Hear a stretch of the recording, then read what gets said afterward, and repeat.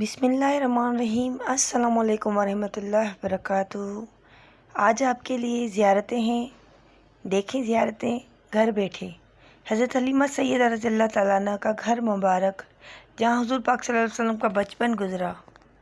سبحان اللہ۔ بحر زمزم کی ایک نادر تصویر، اندرونی منظر۔